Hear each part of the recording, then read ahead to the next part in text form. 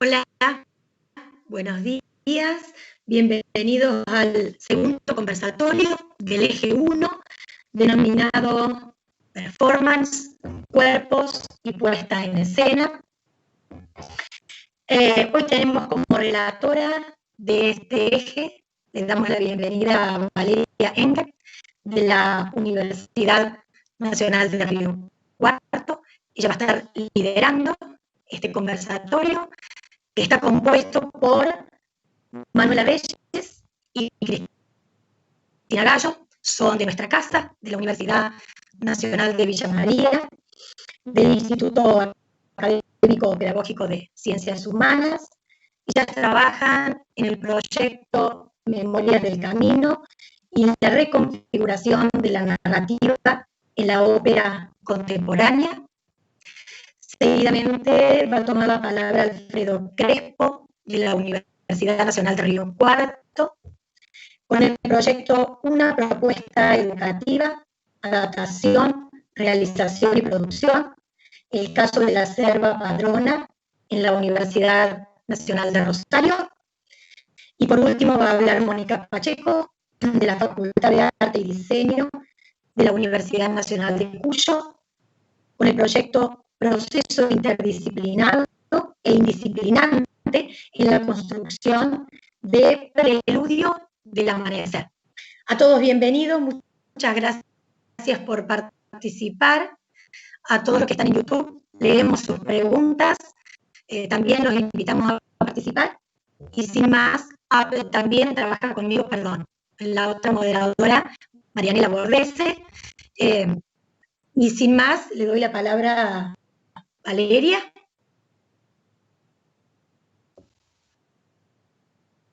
Perdón, a Valeria, porque bueno, buenos días es a Manuela. Y a todas, las saludo.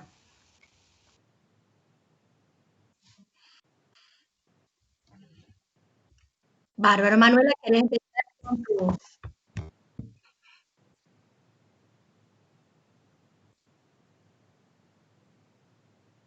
Perdón, Manuela, que empieza con su presentación, en Memorias del Camino. Sí, buenos días. Yo interpreté que iba a comenzar Valeria y no entendí bien el nombre. Buenos días a todos, a todas. Me escucha bien, espero. Los saludamos en mi doble condición de investigadora que participa en las jornadas con un proyecto y también integrante del comité organizador.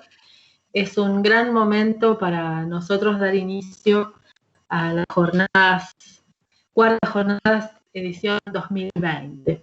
Voy a compartir una síntesis muy apretada de nuestros avances en relación a la ópera experimental Memorias del Camino. Defino muy brevemente de qué se trata. Nosotros confluimos con otros artistas investigadores en el deseo de producir una obra que trabajara con las estéticas de nuestras músicas populares y fuera de nuestro idioma español. Ustedes saben que la ópera es un campo donde predominantemente se trabaja con lenguas y estéticas europeas, por lo menos tradicionalmente. Entonces, crear una ópera nueva, una música que tenga las estéticas de nuestras músicas populares, que fuera en español, que tuviera una temática que fuera actual y relevante para nosotros, y también a la vez que participe de las características sonoras, materiales, que son propias de la ópera y que definen al género, que es la condición de que se canta sin amplificar. Entonces, esto pone en juego el cuerpo en escena, la energía, la comunicación de un modo muy particular que no es para nada frecuente en las prácticas asociadas a las músicas populares. Entonces, en ese plan vio la luz en el año 2018-2019 esta ópera experimental, Memorias del Camino, sobre textos de Atahualpa Yupanqui, de sus cartas y de su obra literaria. Nosotros preestrenamos esta ópera, hicimos un preestreno de la parte musical solamente en abril de 2019 y el plan para este año era realizar una primera puesta en escena. Entonces, bueno, por supuesto, sobrevino la pandemia, todos hemos visto la misma película y tuvimos que justamente redefinir, reprogramar, repensar qué íbamos a hacer, y esto tuvo la ventaja de que nos dio tiempo, mucho más tiempo para la reflexión y para intercambios que quizás en el vértigo de realizar no habríamos abordado, no habríamos tenido si no estuviéramos en esta situación.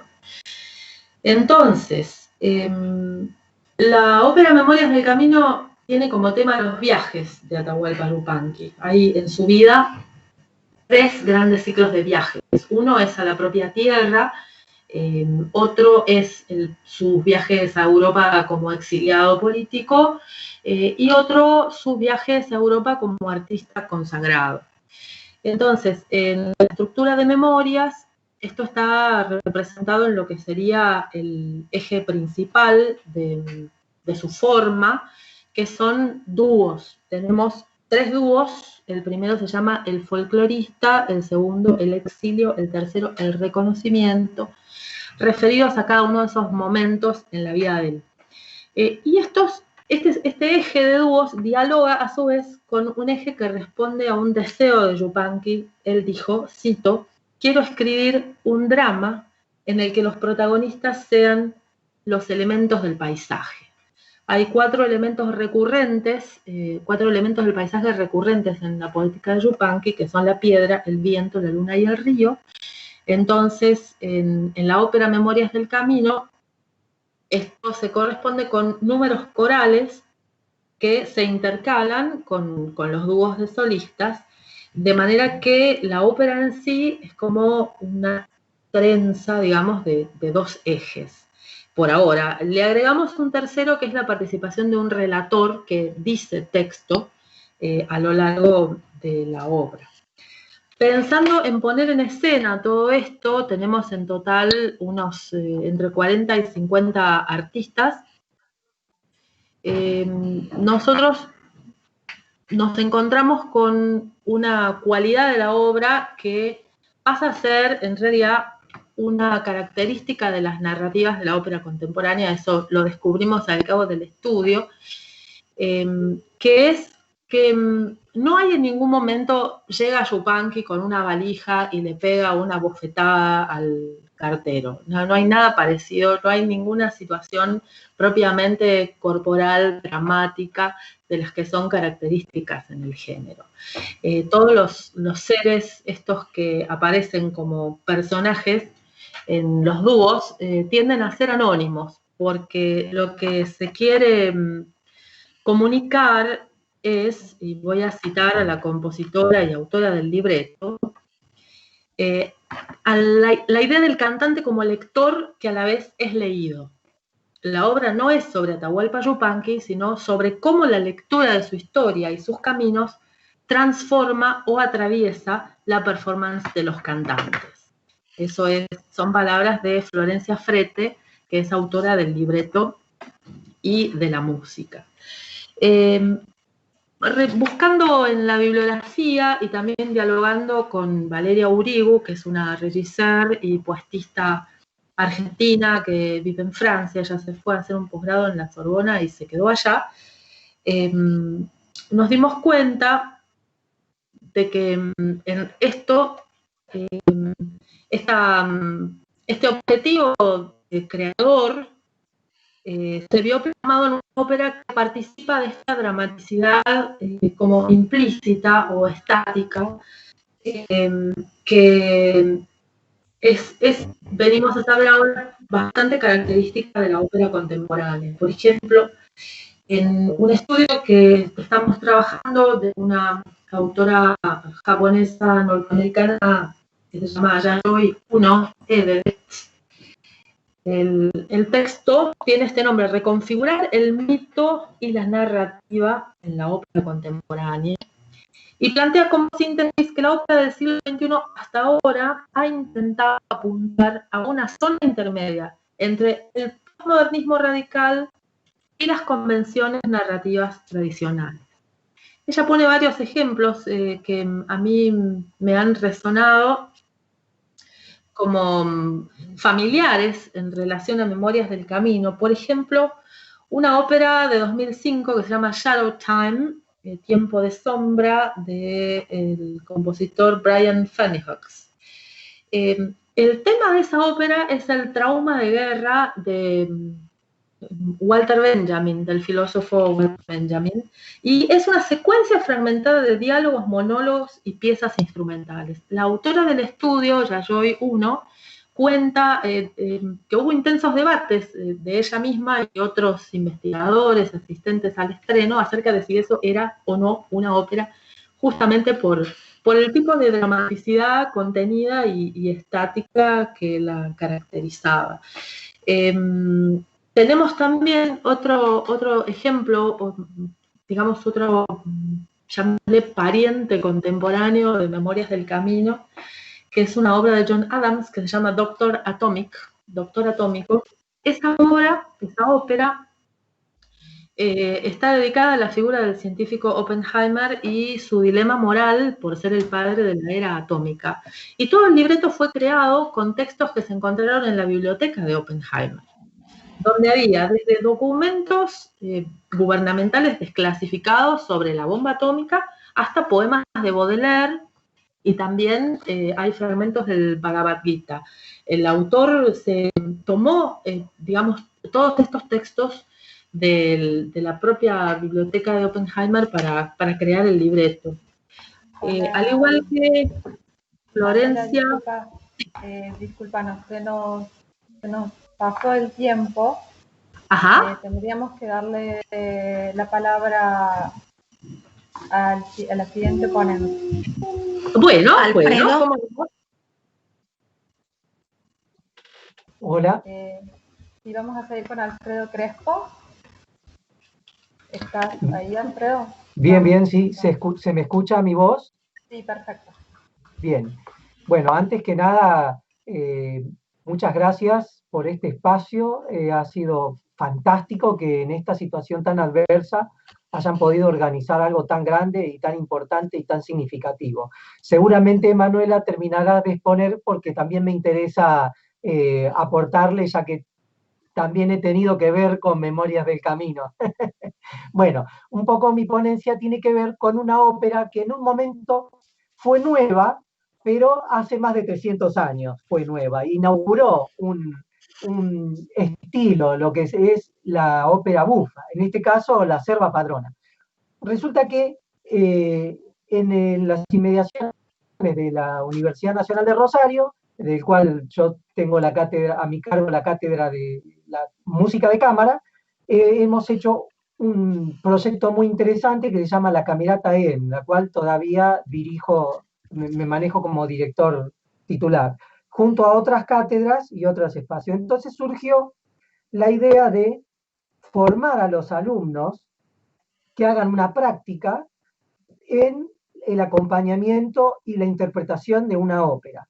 Entonces, nos pusimos de acuerdo con la cátedra de canto, llevada a cargo por Ismael Barrile, por el licenciado Ismael Barrile y por Romina Moruso, entre otros, y lo que hemos propuesto es una performance, una restauración de la conducta dedicada específicamente a determinados propósitos. Primero, el propósito era formativo, que los alumnos que van a ser músicos profesionales puedan tener la oportunidad de una práctica de verdad, una práctica sobre el hacer en el escenario, y que todos sabemos que el instrumentista que se dedica a la música solística o a la música sinfónica no siempre tiene oportunidades de acompañar y de formar parte de una producción operística, y que esta producción operística tiene su propio lenguaje y requiere de una vasta experiencia para poder desarrollarla, ¿no?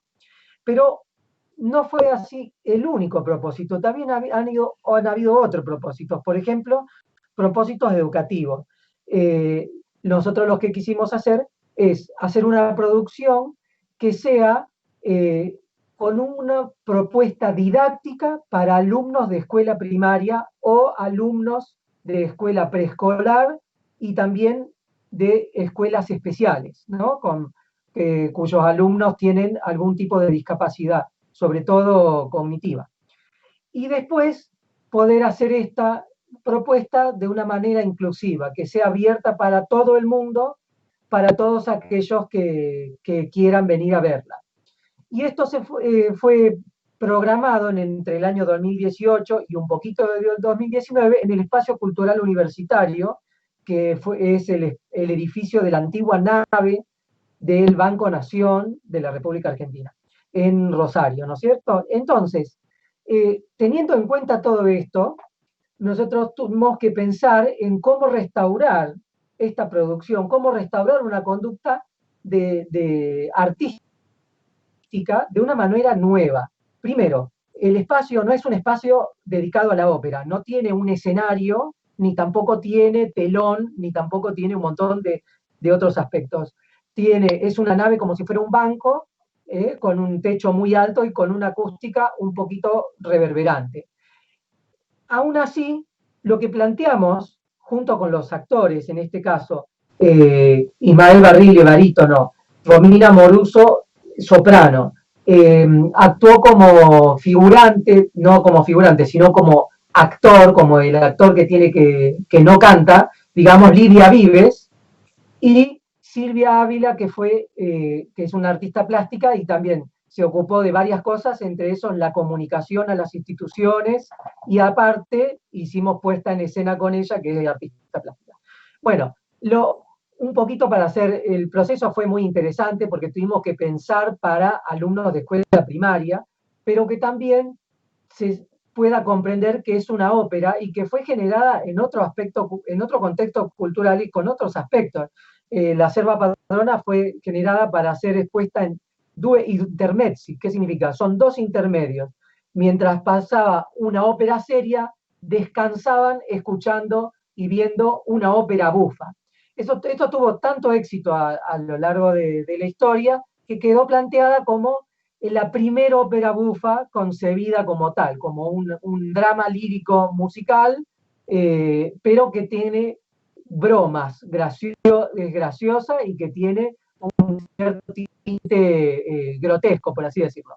Bien, entonces nos llevó a tomar un montón de decisiones. Primero, a cortarla. Segundo, no podíamos hacer 2 actos porque contábamos con 45 minutos, que es una hora pedagógica. La atención de los niños, más allá de los 45 minutos, se hace muy difícil y se hace que ese mensaje no llegue pueda no llegar. Entonces tuvimos que modificar un montón, hicimos una versión realmente libre. Dejamos la música y todo lo que es recitativo, lo modificamos con acciones y también modificamos un poco el libreto, ya que el actor, en este caso Livia, en la historia real, digamos, en la historia de la Serva, es mudo. Pero tuvimos que suplir los recitativos y recortar partes de la historia con su actuación y también su voz, pero no utilizando una voz coloquial, sino una voz exclamativa, una voz más como lenguaje sonoro que con la utilización verbal común o tradicional. Bueno, esto creemos que ha sido de enorme éxito. Tuvimos que también plantear un subtítulo, más allá de que había alumnos que todavía no estaban alfabetizados, porque había alumnos de edades muy pequeñas también, tanto preescolar como primero y segundo grado, y bueno, nos sorprendimos la convocatoria que tuvo. Cuando salió hicimos un poco de difusión y teníamos 3.000 inscriptos para volver. Por supuesto, no, era todo freelance, sin entrada, sin nada. Nuestra preocupación más grande era poder llegar a un auditorio que sea interesante, educativo, y que puedan vivir la experiencia de una ópera llevada a cabo en vivo, con instrumentos, con gente y con la presencialidad que eso requiere. Y bueno, quedamos en deuda porque solamente pudimos hacer 4 funciones, 3 funciones en Rosario y una en Rojas, y bueno, tuvimos un auditorio de entre 1.500 y 1.800 personas. No pudimos medir mucho las personas porque medimos los que teníamos inscritos, pero no los que estaban en el centro de Rosario y que se enteraron que estaba, y bueno, fue un éxito de este caso, en este caso, y me atreví a preguntar a ver si a los niños les había gustado, si qué es lo que habían entendido, como una mini trabajo de campo, y me sorprendió lo mucho que habían entendido. Es más, nosotros no habíamos incluido el beso final, pero bueno, lo tuvimos que dejar de lado. Muchas gracias, se continúa después. Bueno, disculpa, estamos súper pasados de minuto. Vamos a seguir con la ponencia de Mónica Pacheco de la Universidad Nacional de Chile. Mónica, te escuchamos. Bueno, primero que todo quería agradecer profundamente que la Universidad de Villa María hubiera organizado esta jornada tan interesante y sobre todo que haya incluido el eje de performance, cuerpos y puesta en escena. En esta oportunidad me voy a referir a una obra llamada Preludio del Amanecer, pero sobre todo al proceso de construcción que yo encuentro indisciplinado e indisciplinante. La primera idea que quiero compartir es que se puede pensar el arte desde un espacio donde la confluencia de expresiones conocidas y no conocidas, o sea, por explorar, se conciban como principio generador, siempre articulando con conceptos motivadores a través del bucle acción, reflexión, acción, como dialéctica cotidiana que organiza todos los ensayos y la producción. Esta recurrencia entre acciones artísticas y reflexivas, coordinadas por un equipo, por supuesto, pero llevadas a cabo por todos los integrantes de arte vocal, reivindica la potencialidad política y social del arte, porque el modo de armado mismo de la producción sugiere regresar una y otra vez al concepto que se desea comunicar, aunque la producción artística sea una metáfora de este concepto. Pensar que sobre un escenario tradicional u otro encuadre no convencional, que puede ser el espacio público, el mercado, etc., todo gesto, todo sonido, toda palabra o luz es un signo, y como tal trae en sí mismo no solo un significado unívoco, sino que está abierto a una cadena infinita de interpretantes, tantos como personas haya allí, te lleva a otorgar sentido a cada cosa que haces con el afán de comunicar. Existen múltiples opciones para experimentar el arte que comunica con signos visuales, espaciales, gestuales y sonoros.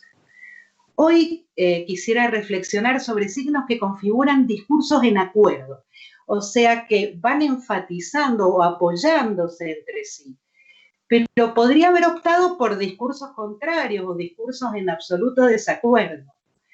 Quiero comentar que la idea era mostrar parte de un video donde registramos esta obra, que ustedes pueden encontrarlo en YouTube con Arte Vocal, Preludio del Amanecer, pero voy a anticiparles que lo que verían es arte indisciplinado, porque quiebra o tensiona fuertemente las fronteras entre las disciplinas artísticas.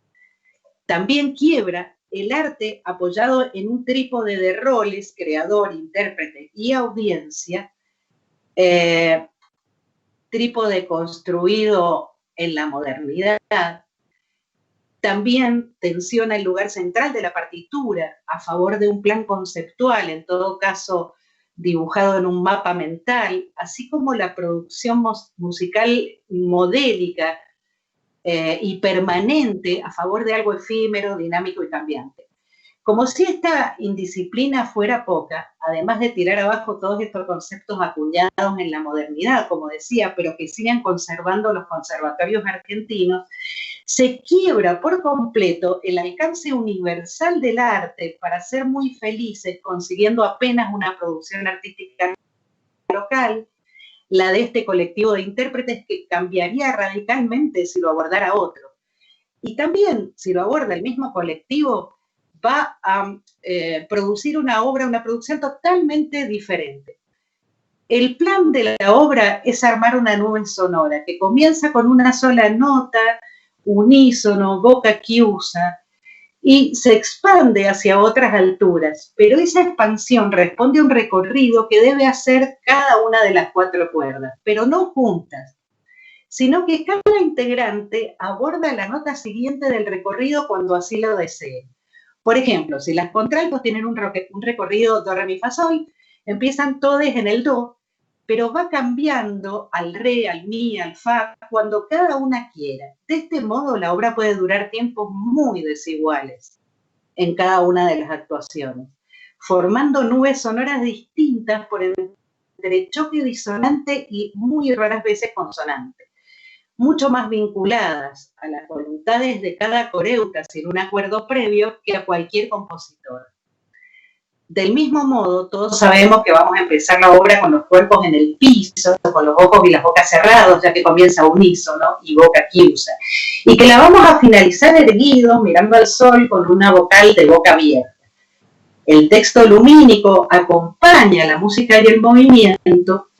Empezamos todos a oscuras y se va a ir iluminando poco a poco hasta llegar a la luz plena, es decir, que existe un correlato entre los discursos musical, lumínico y corporal, la lentitud de los movimientos con las notas tenidas y las alturas que tardan en cambiar asociadas al ritmo del movimiento, al levantarnos y a la iluminación de nuestros cuerpos en el espacio. Si creyera en un Dios creador del cielo y de la tierra que ordena las nubes en el espacio y en el tiempo como en la Edad Media, o que la razón pura de un compositor en la modernidad determina exactamente dónde debe cambiar cada nota y cuánto tiempo debe durar, basado en proporciones matemáticas escritas en ejes cartesianos que cristalizan las alturas y el tiempo que transcurre, entonces la voluntad y el deseo colectivo de los intérpretes quedarían relegados a una verticalidad que no sería propia de nuestro tiempo. Mónica, perdón. Sí. Se pasó ya bastante el tiempo, ¿usted va terminando? Sí. Esto es un plan que existe en una idea previa que se propone como obra abierta, como dice Umberto Eco. Yo quería pensar que, para terminar, que esto sería como una metáfora de la pandemia, porque si somos optimistas podemos sentirnos en un preludio del amanecer, en el que el fluir del colectivo en el tiempo no puede pactarse, porque los agentes de cambio se desconocen. El cambio y lo dinámico son cotidianos y van transcurriendo como fotos de paisajes que son desconocidas y nuevas. En este caso somos los agentes creadores de algo que se produce en el devenir de un espacio-tiempo desconocido e indisciplinado, en el que otros agentes humanos, virus y el azar nos permiten no tener seguridades de ninguna naturaleza. Nada más y muchas gracias. Gracias, Mónica. Valeria, entonces, tomás la palabra a partir de ahora con la discusión o la conversación. Bueno, buenos días. Un gusto estar en este espacio que incansablemente gente de mucha potencia se ha dispuesto a construir. Así que muchas gracias por permitirme ser parte de esto. Con respecto entonces a esta edición de las jornadas en arte que tiene como línea reinvenciones, entramados y proyecciones, escuchando sus ponencias, veo que todos trabajan o han traído para compartir experiencias de creación previas a esta situación, ¿no? que tanto nos desacomoda hoy con la pandemia y el aislamiento. Me gustaría empezar a conversar con ustedes con respecto a cómo piensan la puesta en escena, si es que la piensan, en la situación actual. Manuela, por ejemplo, hablaba de un tiempo extra para la reflexión Entonces me gustaría ver si esto es una perspectiva compartida por los demás ponentes de la mesa, ¿no? O cómo han vivido la situación, el pensar la puesta en escena en lo que ya es prácticamente un año completo, ¿no? Que en algún momento pensamos que iba a ser menos, pero ahora ya el recorrido es de punta a punta del 2020, ¿no? Sí, bueno, yo quería decir que realmente este es un tiempo de reflexión y que estamos pensando en la apuesta realmente para cuando vuelva la presencialidad, ¿no? Entonces, nos hemos centrado en conceptos que girarían en torno a la próxima apuesta, que tiene que ver con lo estático, con el momento en que se para todo, porque no hay un desarrollo dramático de la obra, y en lo fragmentado. En palabras de Sarrasak, que define al dramaturgo del futuro como un rapsoda que cuenta historias por fragmentos, cosidos unos con otros. Esa rapsodificación concierne tanto a los géneros como a las formas y temas. Y esta dimensión rapsódica del drama moderno remite a aspectos formales abiertos en los que cualquier formato tiene cabida, desde dramáticos, argumentativos, épicos o líricos, desbordando los límites del drama antiguo. Esos son un poco los conceptos sobre los cuales estamos trabajando, pensando en una apuesta para el regreso a la presencialidad, ¿no? No estamos pensando en una apuesta para este tiempo. Eso nada más.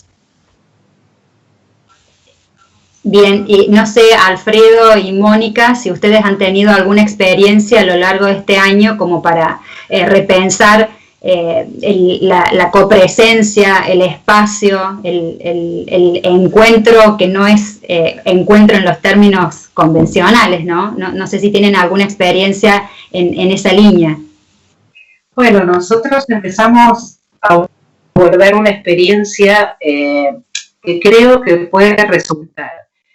Para mí, lo que hay que asumir, en principio, son las posibilidades que te da este tiempo. Por ejemplo, el hecho de estar cada cual en su casa implica que si hay alguna apuesta y no nos podemos reunir, cada uno debería filmarse y grabarse desde su casa, como se están haciendo en los foros virtuales y demás.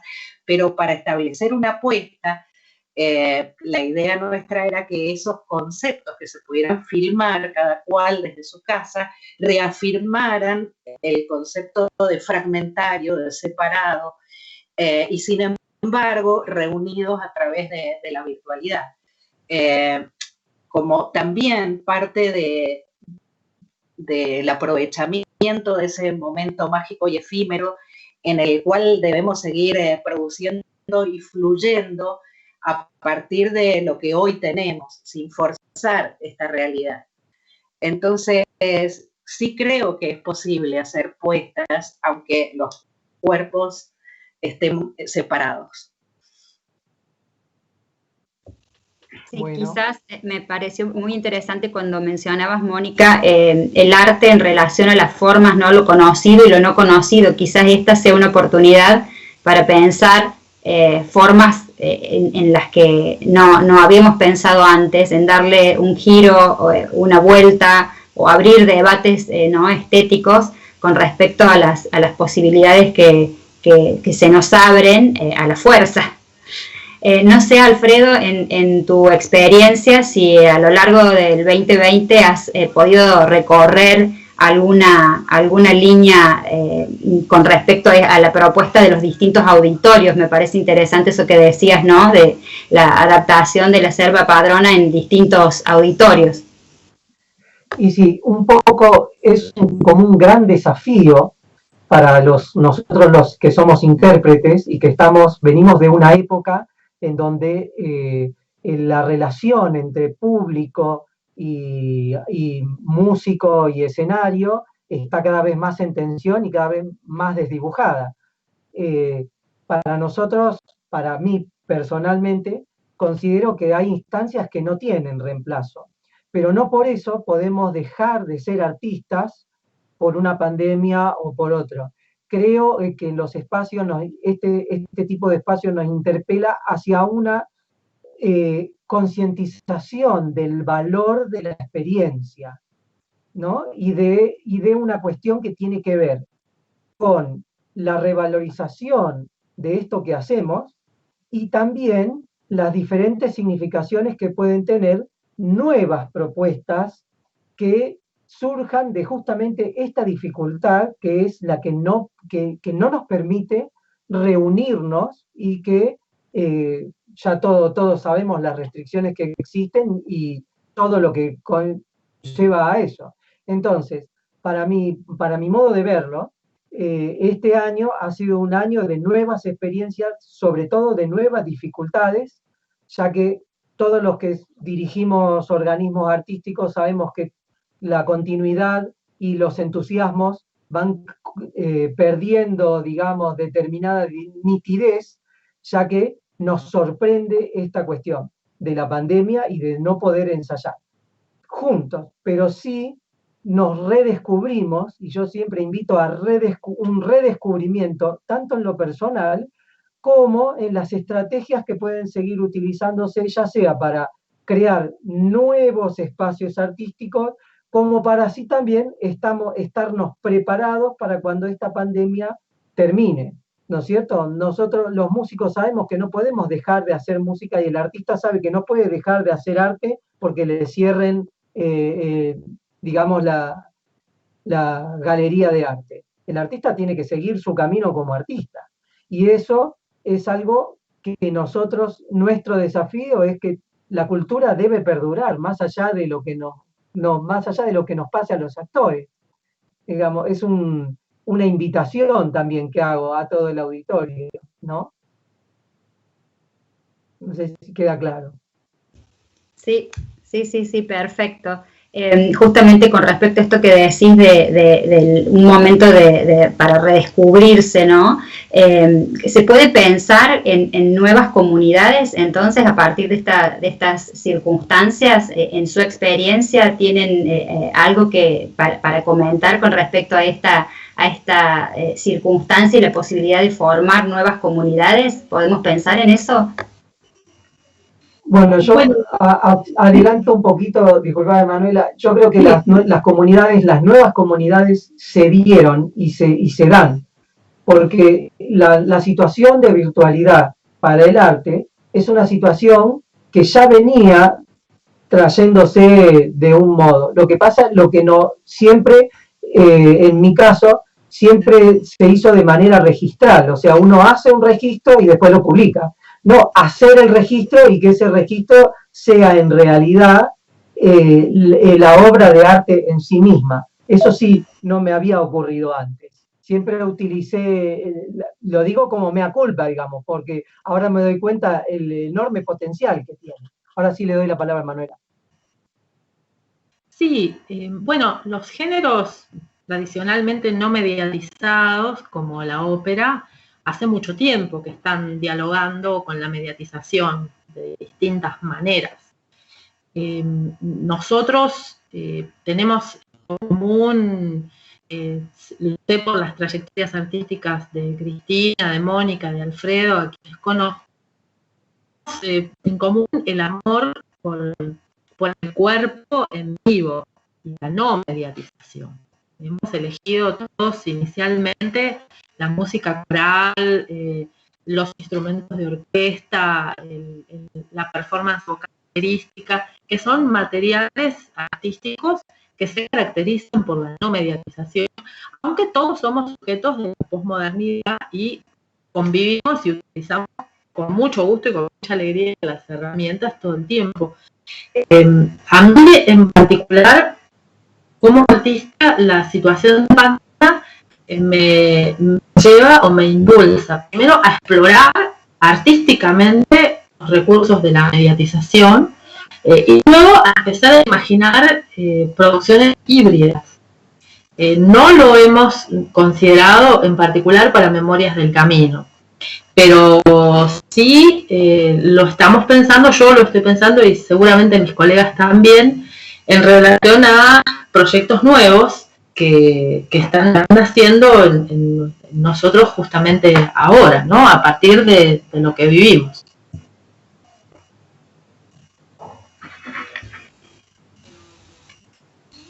Sí, Mónica, no sé si ibas a agregar algo. Quería agregar algo al respecto.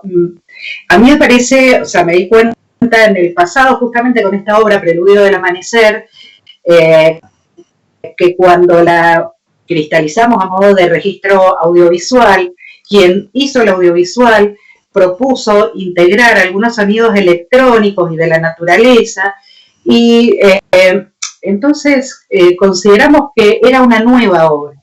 O sea, una obra en la que había transcurrido en la presencialidad y una nueva obra en la que habíamos intervenido con estos medios para ser puesta dentro de como obra virtual.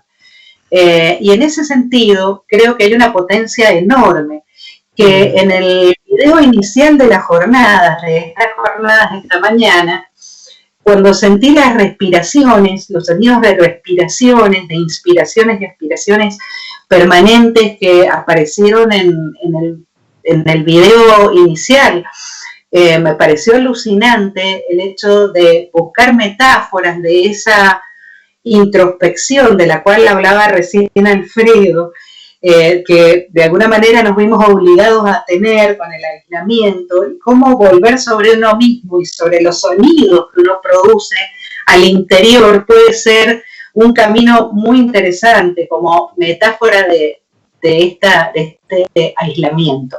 Sonidos que por otra parte todos tenemos en el cuerpo, que son comunes y que pueden ser absolutamente grabados en la virtualidad y reunidos en una plataforma. Entonces creo que ese es el camino, tratar de pensar en estas nuevas obras que no son las que teníamos presencialmente, sino una nueva obra que nos habilite a buscar nuevas metáforas, nuevos caminos. Justamente, ¿no? Muy interesante esto, lo de explorar los recursos y pensar constantemente en nuevas obras, porque yo veía también la síntesis del preestreno de Memorias del Camino. También se puede pensar, ¿no? como esa combinación de esos fragmentos a propósito de esta circunstancia. Creo que como que hay un potencial grande en todas esas posibilidades de pensar los recursos de la mediatización. Me parece que hay una pregunta, Mariana Museta aporta si se está pensando en una puesta post-pandemia enriquecida. ¿Es esa su situación, es esa su visión con respecto al cuerpo y a la idea de esperar el regreso a la copresencia? Yo creo que cuando salgamos de esta vamos a ser otros y otras, y que nos vamos a ver no solamente enriquecidos, sino cambiados profundamente, y a partir de eso se van a surgir todos los aprendizajes y reflexiones que hemos elaborado durante este aislamiento como nuevas instancias y aportes que van a enriquecer fuertemente nuestro accionar como artistas. Y creo que sí, vamos a salir tal vez otros y más enriquecidos de esta oportunidad. Recojo otra pregunta que tiene que ver con la experiencia artística mediada, que me parece que es a lo que enfocaba Manuela hace unos minutos. Si la experiencia artística mediada de la virtualidad, ¿cómo se piensa lo interdisciplinario en esta circunstancia? Bueno, yo puedo hacer un aporte y después, si querés, Cris, vos completás. La ópera tiene como característica desde su origen es multisémica y multimedial desde su origen, involucra, algunos dicen que todas las disciplinas artísticas, o sea que es una tendencia natural del género integrar y hibridar y mezclarse con otras disciplinas, en este caso, bueno, con otros recursos de comunicación que son drásticamente distintos, ¿no? Así que eso, por supuesto, está allí como posibilidad casi segura. Me siento muy identificada con lo que dijiste, Mónica, de que vamos a hacer otros y otras. Yo personalmente siempre trabajo con la persona que soy y lo que estoy sintiendo a la hora de imaginar los proyectos, a la hora de proyectarlos y a la hora de realizarlos también. Así que, indudablemente, con la relevancia que está teniendo, imagínense que las jornadas que creamos hace 4 años y venimos sosteniendo, ahora las estoy viviendo a través de la pantalla de mi computadora. Y me estoy expresando y me estoy comunicando así, de manera que esto es parte de mi vida y por lo tanto va a ser de alguna manera parte de la obra que hagamos. Es muy interesante la parte de la pregunta de Eric, la estoy viendo acá en el chat, acerca de la interacción, la interactividad con el público en el ciberespacio. Y bueno, Eric, en la medida que vaya habiendo equipos y redes de trabajo, todo se puede pensar y todo se puede hacer. Yo creo que lo multidisciplinar, bueno, se potencia ahora, ¿no? En esta época de virtualidad. Bueno, hay una predominancia de lo visual por sobre lo sonoro ahora, ¿no? Tenemos todos los productos artísticos son audiovisuales. De pronto lo audiovisual es como que pasa a un primer plano y lo sonoro se modifica grandemente, ¿no? Porque, bueno, de pronto el sonido cambia muchísimo, no es lo mismo el sonido acústico que el sonido grabado, sumado a las características con las que pueda grabar cada persona, que algunos graban con su celular, otros tienen posibilidad de grabar con un micrófono, y entonces el resultado sonoro realmente se modifica enormemente, ¿no? Y sumamos a esta multidisciplinariedad, bueno, todo lo que tiene que ver con las comunicaciones, con la tecnología. Bueno, eso.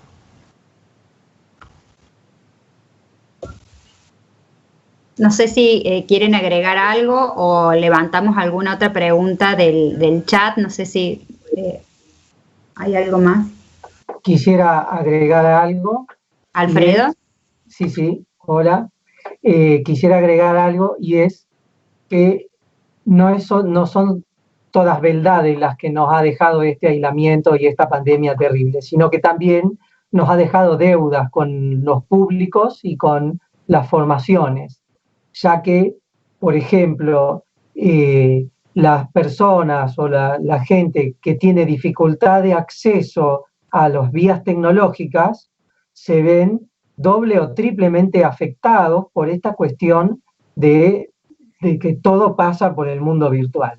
Creo que los artistas quedamos en deuda con nosotros mismos y también quedamos en deuda con toda la sociedad, ya que mucho de lo que nosotros hacemos hay público que no le llega, hay una gran parte de la sociedad que por estar en situación, digamos, de dificultades de acceso, no tienen posibilidades de poder compartir o de poder ni siquiera interactuar de algún modo. Entonces eso también es un aspecto para tenerlo en cuenta. Tenemos que pensar en lo que podemos hacer, pero también en lo que no se está haciendo y en lo que es imposible de hacer como deuda a ser saldada próximamente. Digamos, creo que en mucha medida, y lo sé por varios contactos con varios alumnos y varias gente en general, de que también se han exacerbado las diferencias entre los que pueden tener acceso a estas tecnologías y los que no son pocas personas. Entonces, también es otro punto a tener en cuenta.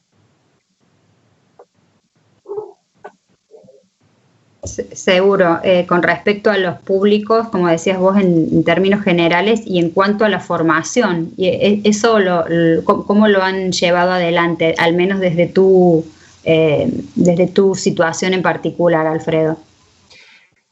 Bueno, te voy a responder, y también conjuntamente con eso, la pregunta de Cristina Siragusa, que dice, en esa misma que propone Alfredo, ¿cuáles son los obstáculos que no se pueden subsanar? Y creo yo que lo único que no se puede subsanar es el tiempo perdido, el tiempo que las personas no tuvieron acceso a estas expresiones, o que no tuvieron acceso a esta formación por este tiempo. No se puede subsanar, perdón, no es que no se pueda subsanar, sino que el tiempo que pasó no puede volver atrás. Lo que sí podemos hacer es pensar en función de eso y de poder proponer estrategias para recuperar eso. Recordemos que para nosotros a lo mejor 8 o 10 meses pueden ser poco tiempo o puede ser una eternidad directamente.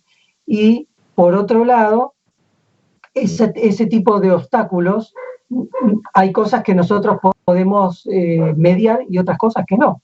No podemos hacer que todo el mundo tenga conectividad, o que todo el mundo tenga una computadora, o que todo el mundo pueda pagar un servicio de internet o algo por el estilo. Sin embargo, no significa que hay que bajar las manos, sino justamente redoblar esa apuesta al arte, redoblar al arte como ese dialecto subjetivo que nos puede hacer más humanos y nos puede hacer crecer como persona y como sociedad, teniendo en cuenta la realidad de lo que está pasando, digamos. Y después actuando, por ejemplo, ya tengo propuestas para el año que viene. Una de ellas es un proyecto que quedó trunco, parecido al de la Serva Padrona, pero con Bastián y Bastiana de Mozart, ¿no es cierto? Para que también probar otra estética musical, otra época, otro género, en este caso un singspiel, pero a la vez tratando de llegar a todavía más gente sabiendo esto que ha ocurrido este año. Bueno, yo creo que hay obstáculos muy fuertes con los cuales nos encontramos los artistas en este momento. Realmente el hecho de no tener los cuerpos juntos, mirar a los ojos, tomar contacto con el público cuando hacemos performance, vernos rodeados en un edificio público significativo, a lo mejor con gente que participa y forma parte de la obra, es tremendo sentir que eso nos está sucediendo, y eso realmente es un obstáculo. Sin embargo, yo quisiera rescatar algo que nos ha pasado en esta situación de encierro, y el hecho de no tener todo el tiempo aviones, al principio del aislamiento, cuando no volaba una mosca por la calle, cuando estábamos en silencio, posiblemente nos hizo recuperar aquellos sonidos naturales que habíamos dejado de escuchar, el sonido del viento, de la lluvia, de nuestras propias acciones, sonidos que a veces sobrevolamos porque justamente nos invaden otros sonidos y el ruido ambiente es demasiado. Entonces el tomar contacto con esos sonidos cotidianos nuestros y de la naturaleza de una manera enfática, con el silencio que se producía, a mí me parece que puede hacer que recuperemos y que enriquezcamos esa percepción del sonido acústico sin mediación cuando podamos nuevamente escucharnos en vivo. Es simplemente esa reflexión. Quizá podamos agregar otra pregunta de Florencia. que apunta a formatos de performance más pequeños, si se puede pensar en algo, en una tendencia en esa línea. ¿Ustedes lo ven así? Bueno, primero, gracias Florencia por acompañarnos hoy. Florencia es la compositora y creadora del libreto de Memorias del Camino. Ella está viviendo en York, Inglaterra. Y bueno, me emociona que puedas estar conectada y participando, Flor. Bueno, por supuesto que sí. Cabe decir que nosotros siempre estamos trabajando con formatos pequeños por otros motivos, porque la pandemia tampoco no llega a un mundo ideal. La pandemia llega a un mundo donde siempre hay dificultades de producción, no hay presupuesto, cuesta reunirse, no porque haya una pandemia, sino porque la gente tiene 3, 4, 5 trabajos y luego un ratito para ensayar. Entonces hay que ser un poco mandrake para armar un cronograma de trabajo, eso ya lo sabemos. Entonces, definitivamente eso también es un cambio, va a cambiar todo. Por lo menos en el tiempo de transición, porque uno no puede poner una masa coral de 30 personas pegadas en un escenario. Tienen que tener un distanciamiento, entonces eso se va a ver diferente. Estuve viendo un video muy lindo acerca de cómo la lucha contra la tuberculosis modificó las estéticas en la arquitectura, ¿no? Es una cosa que me enteré ahora, que Le Corbusier, por ejemplo, trabajó inspirado en la necesidad muy práctica de que las ventanas fueran grandes, de que haya mucha ventilación para combatir la tuberculosis, y eso revolucionó la arquitectura. Entonces, seguramente va a haber muchos cambios que nosotros los vamos a pensar con un sentido totalmente práctico de cumplir el protocolo, cómo hago para ponerlos en el escenario con el distanciamiento, y que luego van a ser estudiados como tendencias estéticas en la puesta en escena de ópera. No sé si alguien quiere agregar algo.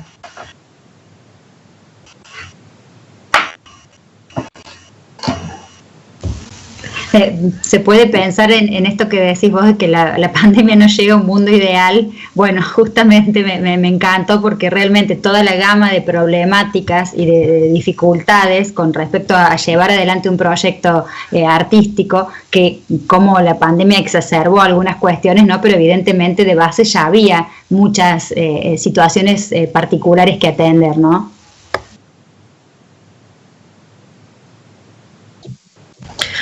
La virtualidad en realidad ayuda a que podamos unir grupos más grandes, ¿no? En realidad, de hecho, por ejemplo, los coros están trabajando, haciendo grabaciones desde su casa con gente que vive en diferentes localidades, como es el caso del coro de la Universidad Nacional de Villa María, donde tengo los cantantes desparramados por todo el país. Y hacemos ensayos virtuales y las grabaciones cada uno desde su casa, y es posible integrar en los elencos a gente que vive en lugares geográficos muy distanciados, ¿no? Pero hacia la presencialidad yo creo que sí se va a tender a trabajar con formatos más pequeños, como se está haciendo en Europa ahora.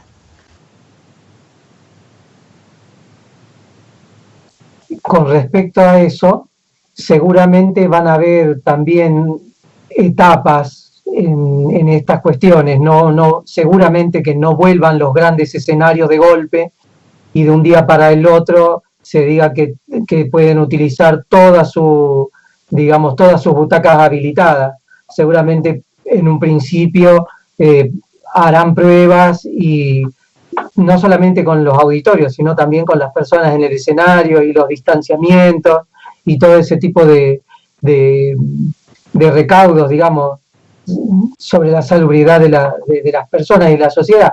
Pero seguramente es una tendencia, por lo menos en los escenarios actuales, de achicar formatos, de hacer formatos con menos gente en la producción y en el escenario, y también menos personas en el auditorio, ¿sí? Eso depende también de qué lugar también qué país y en qué zona tenga lugar, pero seguramente en lo que sea próximo, lo inmediato, es algo que ya tenemos que ir pensando, porque también creo que nos surge la situación de la interpretación y los recitales reales, los recitales presenciales, me refiero. No digo que la virtualidad sea irreal, sino que es otro tipo de actividad artística, nada más. Bueno, en este sentido, en lo que estaba planteando Alfredo, yo pienso también en el pequeño formato que hemos tenido desde hace mucho, quienes hacemos performance con música absolutamente contemporánea y de alguna manera la recuperación del espacio público, de la cual se habló bastante en la mañana, esa recuperación más allá del peligro de esos espacios tangenciales o marginales respecto de los espacios centrales, que es el gran teatro, quizá para un público que es el transeúnte o el que está allí, buscando espacios que otorguen un plus de significación a la música que estamos haciendo y a la visualidad y gestualidad de la propuesta performativa. Posiblemente tendremos que recuperar espacios al aire libre, no esperar que se reúna una gran cantidad de público que compre una entrada en un teatro, sino buscar momentos de intervención artística en espacios no convencionales para poder recuperar el espacio público. Yo por lo menos imagino eso en un regreso, más que esto de gente en un escenario y gente de público sentados en unas butacas. Por ahí esa recuperación del espacio marginal.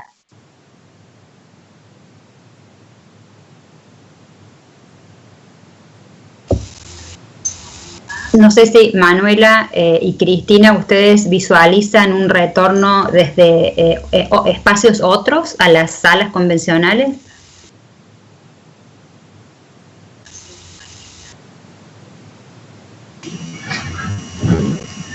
Bueno, sí, opino. Sí. Adelante, Cris.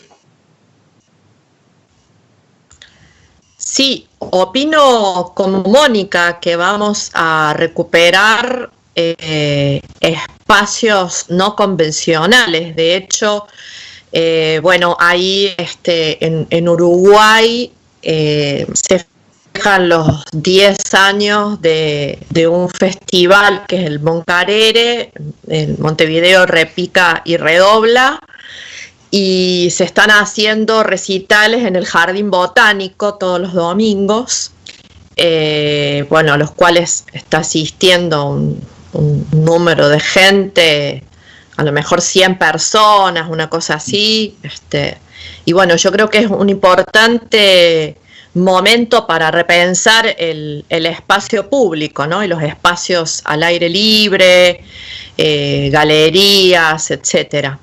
Y luego se irán retomando las salas también.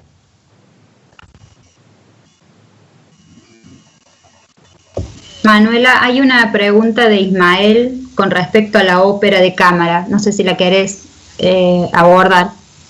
Sí, con mucho gusto. Yo pienso que esta situación de virtualización debido a la pandemia de las comunicaciones, a nosotros nos brinda una enorme oportunidad de lo que yo llamo discutir el orden colonial de circulación de los bienes culturales. Esto pareciera que no tiene nada que ver, Ismael, pero tiene todo que ver, porque vos y yo y todos los que producimos cultura sabemos que las dificultades de producción son demasiado determinantes para nosotros como artistas. Tenemos que hacer demasiado esfuerzo para conseguir recursos para poder hacer algo, y eso es un problema económico, es un problema institucional y es un problema político, donde el orden colonial influye enormemente. este orden colonial nos hace perder todo el tiempo generaciones de artistas de los medios locales que emigran desde las periferias hacia las metrópolis. Produce esto y perjudica mucho la posibilidad de obtener recursos. Entonces, para mí, la pandemia, este barajar y dar de nuevo, este decir, uy, estoy ensayando, me estoy comunicando con uno que vive en un pequeño pueblo de Jujuy y con otro de Ushuaia, y podemos crear algo juntos, es una gran oportunidad para la gestión política de la cultura, que nos puede permitir construir nuevas relaciones de poder y de gestión a la hora de obtener los recursos para producir no solo ópera de cámara, sino cualquier otra cosa que nos permita nuestra realidad y que nos impulse nuestro deseo.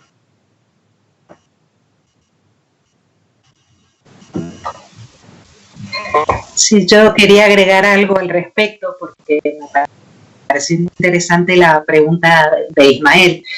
Yo creo que va a haber una recuperación de todos los formatos que se puedan llegar a establecer y a producir en espacios, pero también esta recuperación del espacio público de la cual estábamos hablando y mencionó también Cristina, tendrá que ver con la pregnancia del espacio, es decir, que ese espacio sea significativo. El poder encontrar en nuestras ciudades lugares que aporten significado desde el edificio, desde la explanada, desde el parque, que sean también un aporte desde lo simbólico a la propuesta que nosotros vayamos a hacer. Que no sea simplemente el espacio que alberga a los artistas porque sí, sino que tenga un plus de significación para nosotros. Y creo que la pandemia ha venido a poner en el escenario problemas políticos y sociales muy fuertes que venimos arrastrando hace mucho tiempo. De hecho, Hinke Lammert, un filósofo que vive en Costa Rica, plantea que lo indispensable es inútil. Y tomo este pensamiento porque dentro de la esfera de la utilidad, este paradigma mercantilista, capitalista que tenemos, pone todo aquello que tiene un valor de cambio en la sociedad, que tiene precio y valor de cambio. Y en este momento, todo eso se cae y se pone en tensión. ¿Por qué? Porque no nos sirvió para poder preservar a la especie humana. Estamos todos en peligro, en un devenir que no sabemos, tan efímero. Entonces, todos esos elementos que cobran sentido dentro de la esfera de lo útil, porque tiene valor de cambio en el mercado y nada más, se pone en tensión. Y se empiezan a valorar cosas que no tienen valor de cambio y que sí son indispensables para la vida. Por ejemplo, el respeto al próximo, la convivencia en la diversidad, el respeto por la naturaleza. Todo esto no tiene valor de cambio en el mercado y es indispensable para seguir viviendo. Entonces, creo que la atención sobre todas aquellas cosas puestas en la esfera de la utilidad es súper buena porque hace que se caigan antiguos paradigmas y empecemos a revitalizar otros que están más ocultos.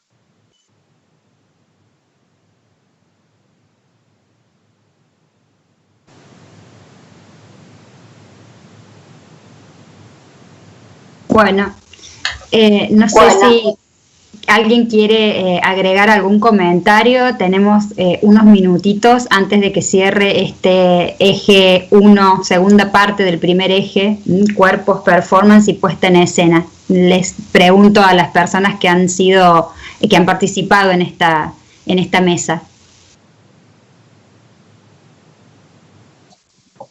Bueno, quisiera ir despidiéndome de esta exposición pero bueno, voy a tratar de seguir todo lo más posible estas jornadas que me resultan muy interesantes. Agradezco a mis compañeros expositores, un gusto tenerlos siempre, amigos de la casa, Mónica, Manuela, Cristina y todos los de la organización también. La verdad que ha sido un encuentro muy fructífero, nos hemos encontrado y reencontrado a nosotros mismos y espero que sigamos en esta dirección, ¿no? Esta multidireccionalidad que nos da este desafío de ser artista en un momento tan delicado y con tantas dificultades. Así que bueno, esperemos seguir dando respuesta de la mejor manera que podamos y bueno, nos seguimos escuchando y viendo. Bueno, Alfredo, ha sido un placer enorme. Manuela, Cristina, todas quienes hemos compartido este momento, realmente me pareció buenísimo y gracias Universidad de Villa María por hacer esta realidad de este conversatorio. Yo creo que simplemente como pensamiento final quisiera pensar que tenemos que aprovechar este transcurrir cotidiano donde el devenir espacio-tiempo nos resulta siempre desconocido, donde dependemos de todas las inseguridades, donde no nos podemos parar en cosas seguras y que ese momento puede ser algo mágico y positivo si podemos pararnos en el lugar de la incertidumbre como algo creativo, que tenemos que aprovechar esta incertidumbre para justamente desvincularnos de la idea de obra de arte cerrada, universal, modélica, que podemos empezar a valorar todo lo efímero, todo lo que ahí se termina y todo lo que fluye respecto del azar sin ningún tipo de pensamiento previo cristalizado. Entonces creo que se enfatiza todo aquello construido y se enfatiza en la performance en un momento donde el devenir no se conoce. Así que ese era el pensamiento que quería dejar como final y mi profundo agradecimiento por la presencia de todos ustedes.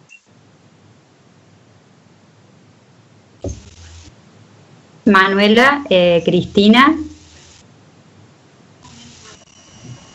Bueno, Sí. Bueno, yo quería saludar a mis colegas, agradecerles su participación y bueno, solamente decir que me parece un momento importante para la reflexión y para el pensar en la obra de arte como una obra nueva, ¿no? Como un tiempo nuevo que comienza ahora, que ya ha comenzado, y en el que la creación va a ser más que importante, ¿no? Para repensar una nueva obra. Muchas gracias. Bueno, Sí, adelante, también, Manuela. también tener en cuenta, me acuerdo de un libro muy interesante acerca del tango que leí, que se llama Mezcla Milagrosa, donde el autor, que es un historiador de la música y psicoanalista, dice que el tango nació como exorcismo de muchos dolores y de muchas carencias que esa generación tuvo relacionadas con la inmigración y con otros procesos históricos, y a mí me parece que también nos toca como artistas la función de decir esa palabra de duelo, de dolor y de pérdida en relación a lo que es esta experiencia de no tener cuerpo en un sentido. Así que me parece que crear obra nueva, como dice Cristina, con este sentido del fluir y de lo verdaderamente relevante que dice Mónica, va a ser también una misión importante en la próxima etapa. un placer, los saludo y me despido con muchísima emoción. Bueno, me quedo con el común de todos sus comentarios que pasan de nuevo y de nuevo sobre el ciclo, ¿no? Reflexión y acción, algo que nos va a acompañar siempre. Para mí también un gusto haber compartido esta mesa en esta forma. Mi agradecimiento a la organización de las jornadas, a la Universidad de Villa María, y bueno, seguimos a la tarde y en los días que vienen con más conversaciones interesantes. Muchas gracias. Muchas gracias a todos. Ahora hacemos un corte hasta las 14:30, creo, si no me equivoco, hasta las 15:30, un corte hasta las 15:30, donde va a dar comienzo el eje 2, Desbordar las fronteras, iniciativa interdisciplinaria de la Universidad Nacional de Villa María, y como relatora va a estar la profesora Carla Bendaño. Una vez más, les reiteramos el agradecimiento a todos por participar, espero lo hayan disfrutado, y bueno, nos vemos a las 3:30.